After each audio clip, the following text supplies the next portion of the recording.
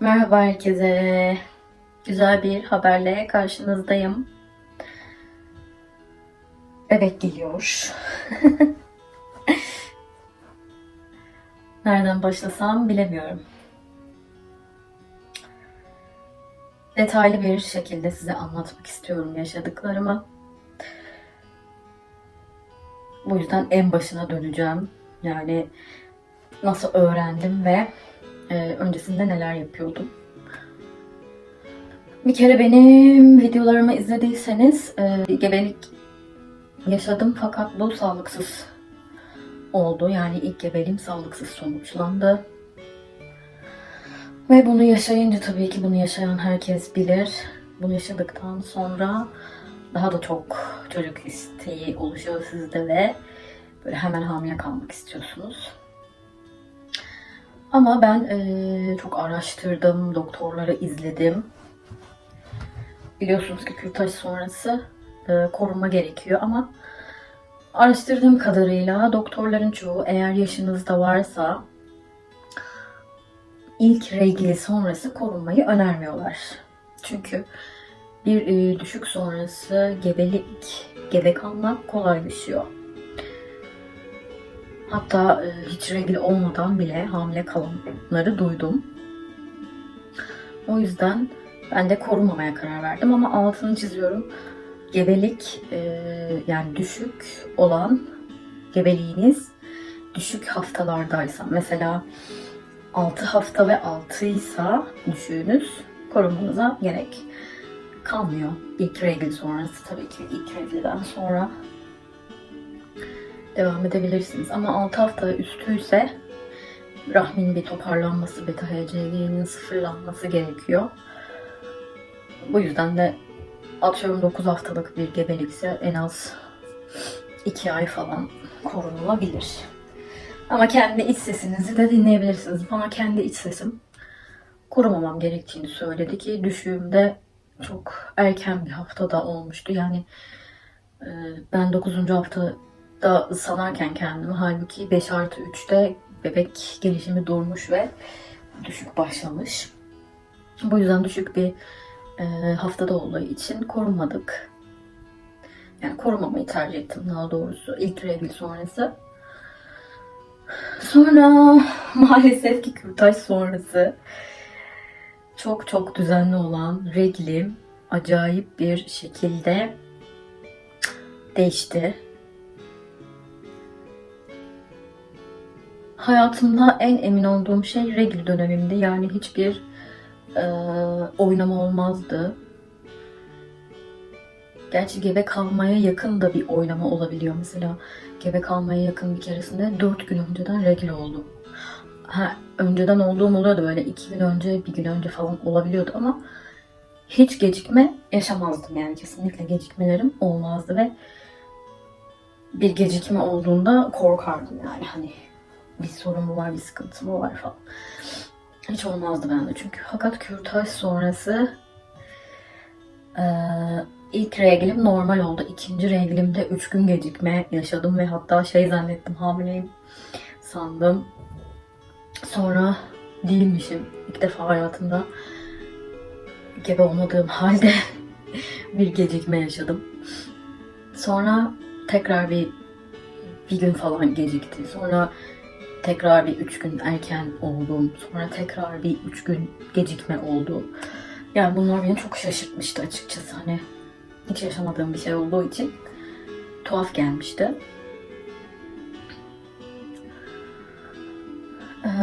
Sonra yine bir 5. ay kürtajdan sonra 5 ay geçti. Ve işte o ay regli yine gecikti. 3 gün gecikmem oldu ve ben artık dedim ki bir doktora gideyim. Hani neden böyle gecikmelerim oluyor? Bir anormallik var mı? Bir kontrole gideyim. Hatta regliyken gittim doktora hani hormonlarımı kontrol ettirmek için. Sonra doktora gittim işte. Anlattım böyle böyle dedim. Ben bir sağlıksız gebelik geçirdim. Sonrasında reglim düzensizleşti. Hiç bu şekilde olmuyordu bende.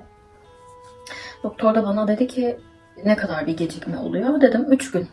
Yani en fazla 3 gün mü oluyor dedi. Evet dedim.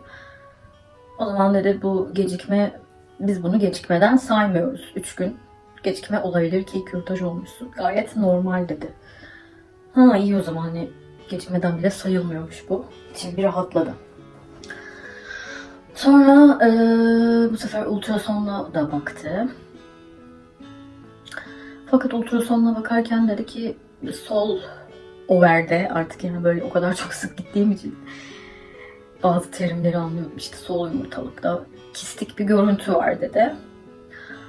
Regli bittikten sonra tekrar gel bir kontrol edelim.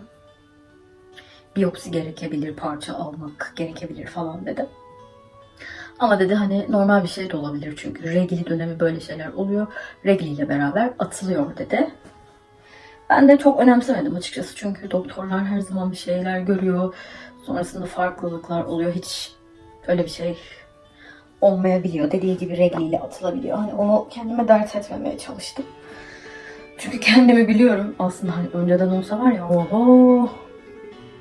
Herhalde oradan ağlayarak çıkardım yani. Kistik bir görüntü mü gözükmüş? Eyvah. Ölüyorum. Çok evhamlı, pimpirikli biriydim. Böyle hayat beni biraz böyle yaşaya yaşaya o huyumu böyle azalttı. Sonra yine de hani dedim ki böyle bir şey varsa da hani tedbiri elden bırakmayayım, ben bir şeyler yapayım. Ne yapabilirim? Spor yapayım dedim. Ondan sonra ben spora başladım o ay ama evde yapıyorum kendim. İşte bir spor kanalı buldum YouTube'dan. Çok da etkili, güzel bir şeydi. Her gün yapmaya başladım spor. İşte squat yapıyorum, şınav çekiyorum falan. Ondan sonra sağlıklı beslenmeye çalıştım. Bu arada hani geveliği böyle kafamdan da atmış oldum bir nevi. Tamam aklımda ama çok böyle odaklanmamış oldum. En azından hani spor yapıyorum, sağlıklı beslenmeye çalışıyorum. Her günümü böyle dolu dolu geçirmeye çalışıyorum. İşte boş kalmamaya çalışıyorum. Kitap okuyorum. Değişik yemekler yapıyorum. İşte temizliğe veriyorum kendimi falan. Hani düşünmek istemedim geveliği. Fakat tabii ki de yani kafamın bir köşesinde duruyor. Sonra bir şey oldu. Ben bir tane uygulama gibi bir şey, uygulama mı bir yerden işte her neyse bir çekilişten bir şey kazandım. Hem de ne kazandım? İşte 12'li ovülasyon testi, 5'li gebelik testi hediyesi varmış bir çekiliş. Ben de katıldım. Tam da doğum günümde bir baktım. Doğum günümde gerçekten 12 Ekim benim doğum günüm. Kontrol ettim sonuçlarını. Bir baktım bana çıkmış. Hayda. Tabii içimden hemen diyorum ki inşallah lazım olmaz, kullanmak zorunda kalmam. Vay hamileyimdir falan. Çekilişi kazandım ama geç yolladılar bana böyle. O gelene kadar ben zaten regli oldum o ay. 29 Ekim'de regli oldum. Tarihleri bile veriyorum size. 29 Ekim'de regli oldum. Sonra bana o ovülasyon testleri geldi. O sırada gene işte sporumu yapıyorum, sağlıklı beslenme için. Bu arada vitamin içiyorum. Folik asiti kürtaj olduğum gün sonra, ay sonrasında başladım hemen. Hiç bırakmadım folik asiti. Hatta değişik çeşitli vitaminler de içtim. Sonra vitaminleri azaltıp sadece içeriğinde D vitamini, iyot ve folik asit olan bir folik asit kullandım. Yaklaşık içinde 60 tane falan vardı yani. Sonra dediğim gibi onları da içiyorum, spor yapıyorum. Ovülasyon testi elime ulaştı. Kullandım ve sanırım reglinin 14. reglinin diyorum. Ya öyle sayılıyor. Döngünün 14. gününde ovülasyonun pik yaptı diye hatırlıyorum. 13'ü de olabilir. Evet 13'ünde pik yaptı. Ovülasyon testim pozitif çıktı. Sonra bilirsiniz ki hanımlar ovülasyon sonrası şey olur hemen. Hamile miyim soruları başlar. belirtin. Var mı, ne zaman başlar? Acaba mı, acaba mı, acaba mı? Sonra ovülasyon pik sonrası 3 gün sonra falan ben bir rüya gördüm. Ama nasıl rüya? Gerçek gibi yani, böyle hiç yaşadınız mı bilmiyorum. Ben çok yaşadım önceden de. Hatta bir keresinde rüyamda bir arkadaşımı görmüştüm. Tanıdığımız birinin ona mesaj yazdığını görmüştüm. Ama alakasız da biriydi, hani hiç konuşmadığı da biriydi uzun süredir. Ve ona demiştim, ya dedim seni rüyamda gördüm, böyle böyle sana şu mesaj atıyordu falan. Allah Allah falan. Akşamına kız beni aradı. Sen müneccim bokumu yedin diyor bana. Ne oldu dedim. Hakikaten mesaj attı bana diyor. Tövbe estağfurullah. Yani bazı rüyalarım çıkıyordu ama bazıları da öylesine olan rüyalar. Sadece böyle çok gerçekçi gibi gördüğüm rüyalarım çıkıyordu. Çocukluğumdan beri, hatta çocukluğumda da yaşadım. Çok değişik bir rüya görüp gerçekleştiğini görmüştüm. Neyse, dediğim gibi pik sonrası, artık 3 gün sonra falandı yani, hatırlıyorum. Bir rüya gördüm ben ve rüyamda eşim yanımda, ben gebelik testi yapıyorum. Ve gebelik testinde 4 tane çizgi çıkıyor. 4 tane kırmızı çizgi. Tabii ben hemen diyorum ki Allah Allah, ikiz gebelik mi bu? Neden 4 çizgi var? Sonra tekrar test yapıyorum. 2 çizgi. Tekrar yapıyorum. 2 çizgi falan. Rüyam o kadar gerçek gibi ki uyandığımda ben kendimi test yapmış, pozitifi görmüş, onun mutluluğuyla bunun gerçek olduğuna inanmış bir şekilde uyandım. Gülüyorum falan böyle. Allah Allah falan. Acaba mı, acaba bu da gerçekleşir mi falan diye kendi kendime söyleniyorum ama umutlanmak için de diyorum ki ya sen hani şey işte psikolojik, hani çok istiyorsun ya, rüyalarına giriyor yani artık. Bu rüyayı eşime anlatmadım hemen çünkü dedim şimdi eşimle şey olmasın, hani umutlanmasın, olmasın, üzülürüz, beklentiye gireriz. Yani olmazsa değil de olur mu olmaz mı bilemeyiz. Ama beklentiye gireriz. Beklentide biliyorsunuz üzüyor yani, eğer olmazsa beklediğimiz şey. Neyse, anlatmadım eşime. Sonra bir hafta falan geçti. Bu sefer dayanamadım, bir şey oldu, konu açıldı. Anlattım. Böyle böyle dedim, rüyamda böyle bir şey gördüm. Hatta 4 çizgi çıkıyordu. İkiz olabilir mi diyordum falan dedim. İkizi de niye çok düşünüyorum. Yani benim ikiz kız kardeşim var. Ablamın ikiz çocukları oldu. Teyzelerimin hepsinde ikiz çocuk var. Bu da kız, yani anneden kıza geçebilen bir gen. İkiz olabilir diye düşündüm. Bir de genelde ikinci çocuk, yani ilk çocuk sonrası ikiz olmuş hep. İlk sağlıksız bir gebelik geçirdiğim için benim aslında hamile kaldığımda ikinci gebelik sayılıyor. Bu yüzden de hep aklımdaydı, diyordum ki ikinci ikiz olma ihtimali yüksek diyordum. O yüzden hani o rüyayı da görünce Allah Allah, acaba olursa ikiz mi olacak soruları girdi kafama. Sonra artık reglime 3 gün kalmıştı. Elimde de test var. Kazandım, yeni çekilişten kazandığım bir sürü test var elimde. Allah'ın işi işte, vesile kılacak ya. Testler elimde. Zaten bir sürü test var, dedim bir tane yapayım. Bir de spor yapıyorum hala. O gün test yaptığım günün önceki günü bile ağır spor yapmıştım. Hem rüyayı görünce hem spor yapınca dedim ki ben bir test yapayım ki spor yapıyorum, en azından sporu bırakırım. Çünkü spordan dolayı bir şey olursa kendimi suçlardım yani. Ama içimden de diyorum ki ya aman zaten çıkmayacak. Yani olsa bile 3 gün kala çıkmaz. Bir kere bu benim hiç inanmadığım bir şeydi bu arada. İşte yok bir hafta kala öğrendim, 3 gün kala öğrendim falan diyenleri görmüştüm ama asla inanmıyordum buna, diyordum ki nasıl ya? Regli geçmeden bir gebelik nasıl belli olabilir? Teste nasıl çıkabilir? Asla inanmadığım bir şeydi.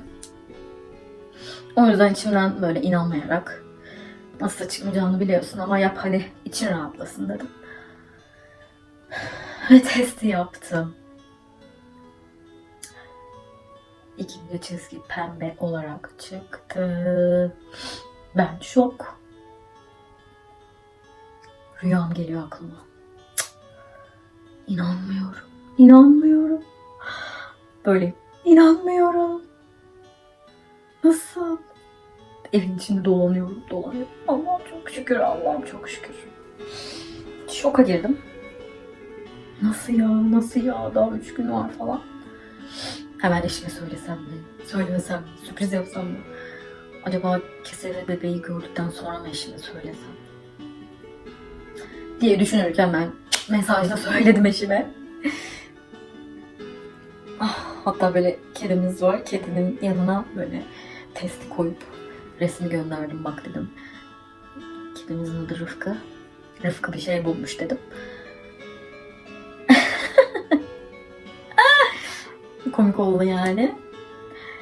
Neyse sevindik ettik falan ama tabii bu sefer hani regleme 3 gün var. Bir sıkıntı olur mu? Biliyorsun yani bitmiyor sorular. Acaba kimyasal olur mu ya 3 gün sonra regli olursam?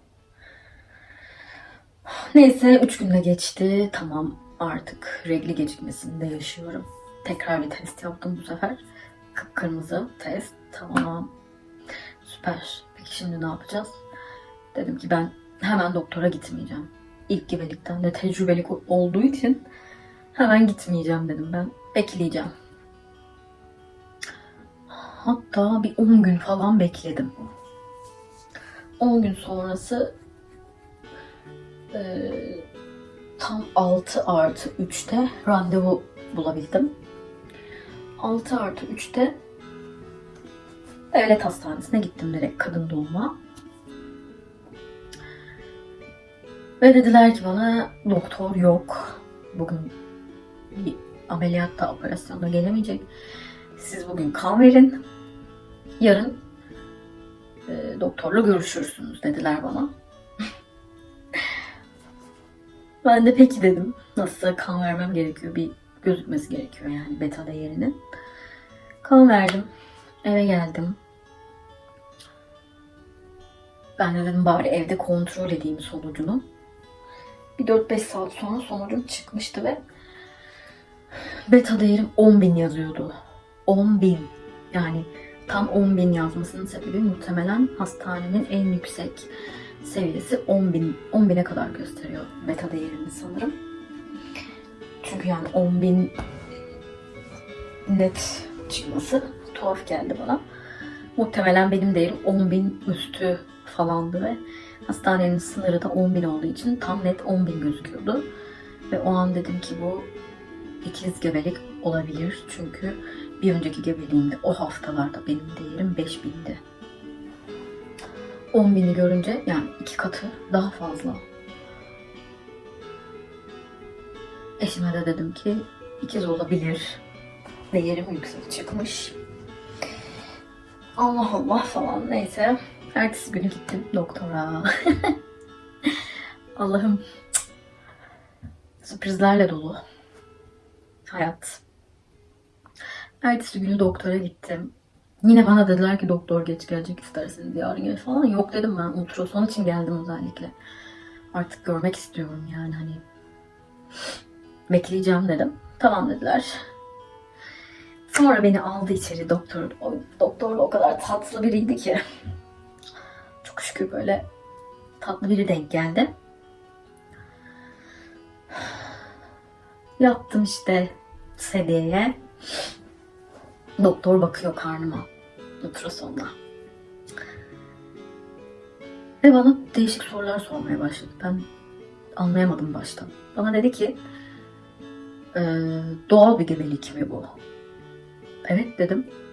Herhangi bir tedavi falan gördün mü dedi. Hayır dedim. Herhangi özel bir ilaç kullanıyor muydun dedi. Hayır dedim. Baktı. İkiz gebelik dedi. İkiz gebelik dedi ve ben şaşıramadım yani. Şaşıramadım. Sürekli ikiz dedim.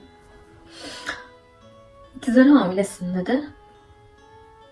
Tabii ben pimpirik bakıyorum, orada bir şey göremiyorum. Nasıl hocam işte orada. Peki ama sanki bebek gözükmüyor falan. Yo gözüküyor dedi bak. Hep böyle çekti hepsini bana.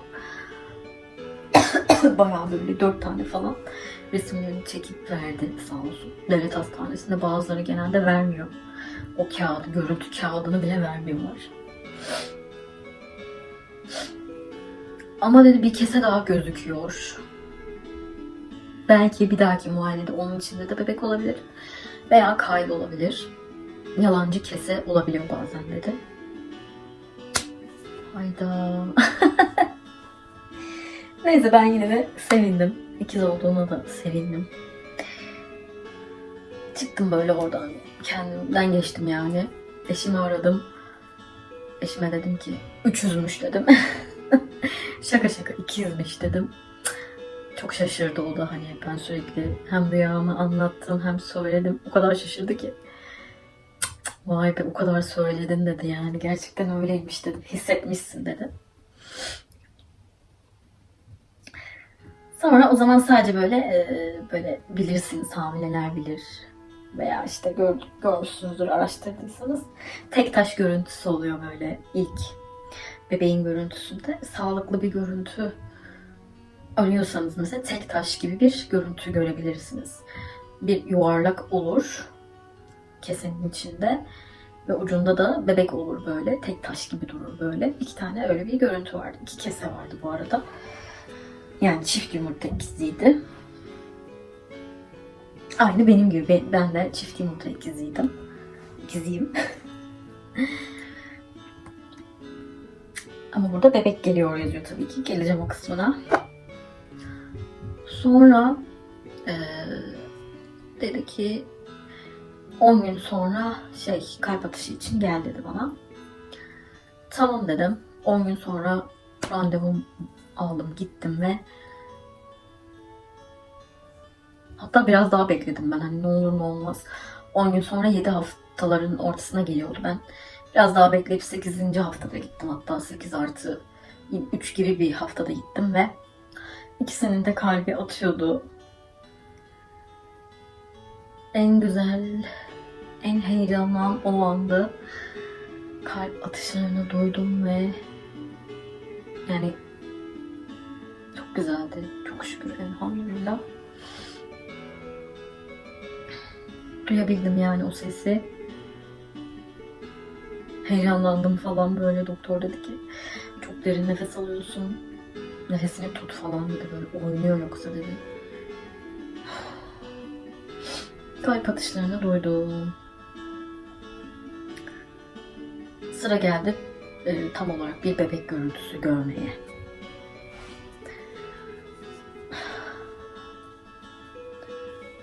Tam olarak bir bebek görüntüsünde işte 12 haftalar, 11. haftalarda görüyorsunuz. Belki 10. haftalarda da gözüküyordur ama en net 11-12. haftalarda gözüküyor.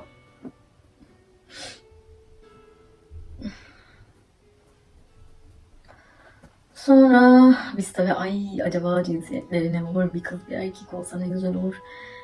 2 kız 2 erkek olur mu? Acaba nasıl olur? Böyle düşüncelerdeyiz falan.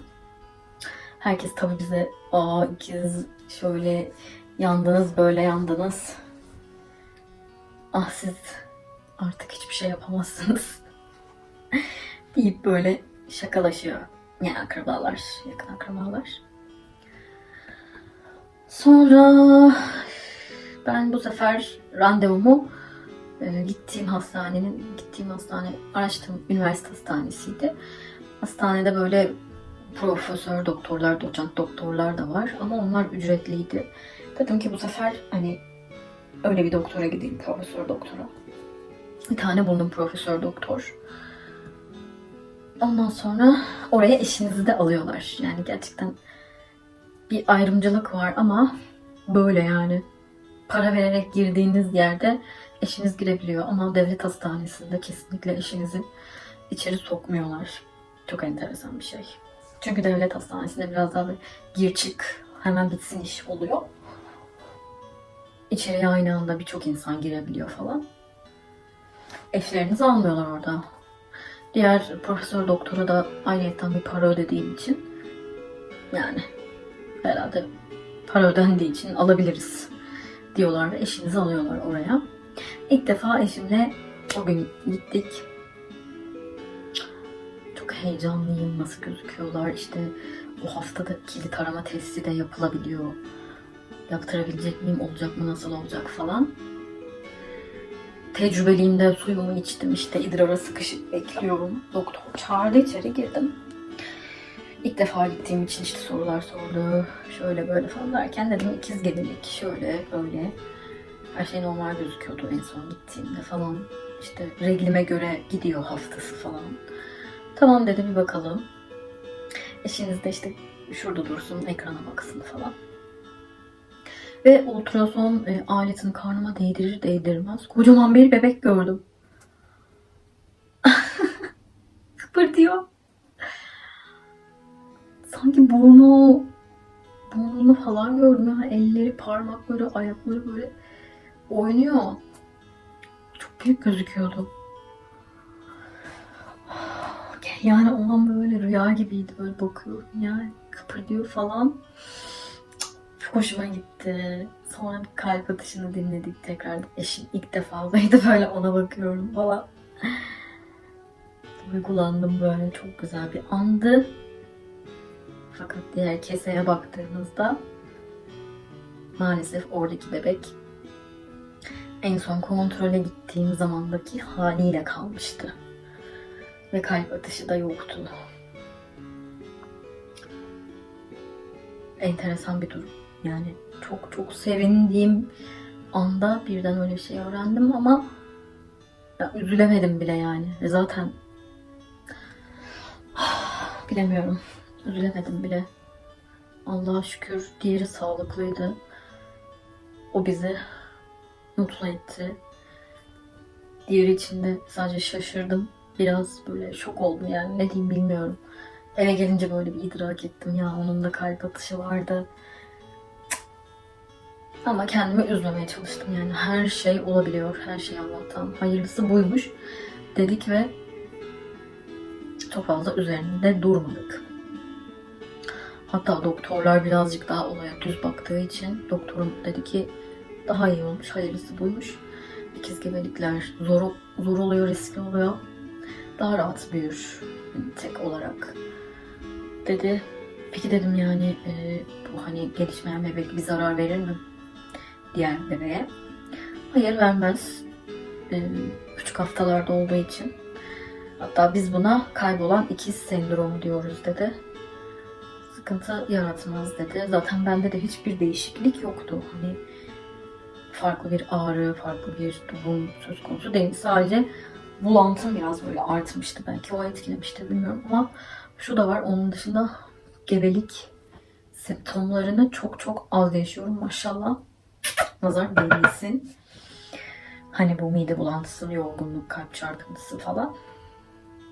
İlk gebe kaldığım zaman neredeyse böyle her gün kusuyordum, her gün yorgundum, her gün halsizdim.